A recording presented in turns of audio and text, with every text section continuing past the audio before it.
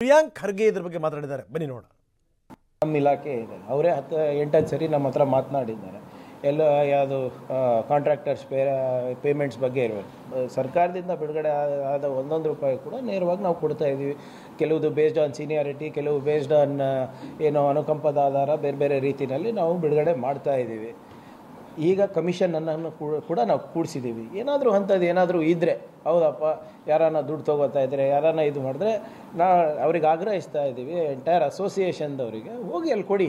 ಪಾರದರ್ಶಕವಾಗಿದೆ, ನಮ್ಮ ಆಡಳಿತ ಜನರ ಪರವಾಗಿದೆ, ನಾವು ಜನರ ಪರವಾಗಿ ಕೆಲಸ ಮಾಡ್ತಾಯಿದ್ದೀವಿ. ಅಂಥದ್ದು ಏನಾದರೂ ಯಾರನ್ನ ದಾಖಲೆಗಳು ಇದ್ದರೆ, ಜನರ ವಿರುದ್ಧವಾಗಿ ಕೆಲಸ ಮಾಡ್ತಾ ಇರೋದು, ಅದು ದಯವಿಟ್ಟು ಕೊಡಿ.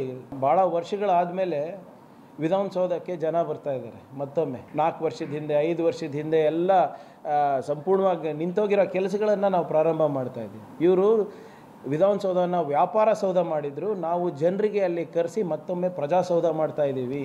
CM ಅವರೇ ಖುದ್ದಾಗಿ ಕೂತಿದ್ರು, ಮಂತ್ರಿಗಳು ಕೂತಿದ್ರು, ಜನರ ಅಹವಾಲುಗಳನ್ನು ಇದು ಮಾಡಿದ್ರಲ್ಲ. ಈ ಹೋದ ಸರ್ಕಾರದ ಇರುವಂಥ ಎಲ್ಲ ಬ್ಯಾಕ್ಲಾಗನ್ನು ನಾವು ಕ್ಲಿಯರ್ ಮಾಡ್ತಾ ಇದ್ದೀವಿ.